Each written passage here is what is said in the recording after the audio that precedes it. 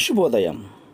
Global బెతేనియా Calvary ministry తరపున ఈ ఉదయకాల సమయంలో మరొక్కసారి మీ అందరితో కూడా కలుసుకొని దేవుని యొక్క పరిశుద్ధమైన మాటలు ధ్యానించుటకును, దేవుడు నాకు ఇచ్చిన మధురమైన అవకాశమును బట్టి దేవుడికి ప్రత్యేకమైన వందనాలు తెలియజేసుకుంటూ ఉన్నాను. ఈరోజు కూడా పరిశుద్ధమైన వేద గ్రంథములో నుండి మరొక అద్భుతమైనటువంటి మాటని చదువుకుందాం. యెషయా గ్రంథము 26వ అధ్యాయము 3వ వచనము. జాగ్రత్తగా గమనించండి. యెషయా గ్రంథము 26వ అధ్యాయము 3వ వచనము. ఎవని మనస్సు నీ మీద ఆనుకొనునో వానిని నీవు పూర్ణ శాంతి గలవాడిగా కాపాడుదు.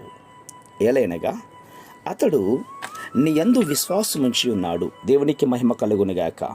అవును ప్రియులారా, దుష్టులకు నెమ్మది అన్నటువంటిది ఉండదు అని దేవుడే సెలవిస్తున్నాడు. భక్తిహీనులు కదులుచున్న సముద్రము వంటి వారు అని వారికి నెమ్మది అస్సలు ఉండదు అని మాట్లాడుతున్నాడు. అవును, భక్తిహీనులు కదులుచున్నటువంటి సముద్రం వంటి వారు. అది నెమ్మదిగా నిదానంగా ఉండదు. దుష్టులు అనబడినటువంటి వారందరికీ కూడా దేవుడు ఆజ్ఞాపిస్తున్న మాట ఇది. కానీ ఎవరు దేవునిపై ఆధారపడి ఉంటారో వారు సమాధానాన్ని పొందుకుంటారు. అందుకే అన్నాడు ఈ మాట, ఎవని మనస్సు నీ మీద ఆనుకొనునో వానిని నీవు పూర్ణ శాంతి గలవానిగా కాపాడుతావు అని.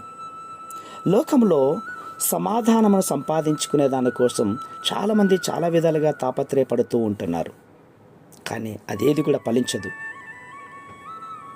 అది ఫలించకపోగా నువ్వు దేవుని దగ్గరికి రావాలి, ఆయన శిలువ దగ్గరికి రావాలి. అక్కడే నీకు సమాధానం దొరుకుతుంది. మనము ప్రభువును కనుగొన్న తర్వాత సమాధానమును మన హృదయములో ఏలనివ్వాలి ప్రియులారా. అప్పుడప్పుడు మన హృదయంలో సమాధానం పొందడం కాదు, సమాధానం మన హృదయంలో ఎప్పుడు పరిపాలిస్తూనే ఉండాలి. అందుకే కొలస్సీలకు రాసిన పత్రిక 3వ అధ్యాయం 15వ వచనంలో ఏమంటున్నాడంటే, క్రీస్తు అనుగ్రహించే సమాధానము మీ హృదయములలో ఏలనీయుడి అంటున్నాడు. నీ హృదయాన్ని సమాధానం అన్నటువంటిది పరిపాలిస్తూ ఉంటే అది నీకున్నటువంటి కలవరములన్నిటిని కూడా అణిచివేస్తుంది. కాబట్టి ప్రియ సహోదర సహోదరులారా, సమాధానమును వెతికి దాన్ని వెంటాడుతాం. యేసుక్రీస్తు వారు ఇచ్చే సమాధానము లోకములో ఇచ్చినటువంటి సమాధానం కాదది.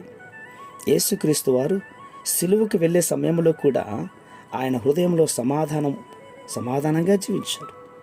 ఆయన ఎన్నో శ్రమలను హింసలను పొంది కూడా తన ప్రాణమును పెట్టబోతున్న సమయంలో ఆయన తెలుసు, ఈరోజు నా ప్రాణం అప్పగిస్తున్నాను అని.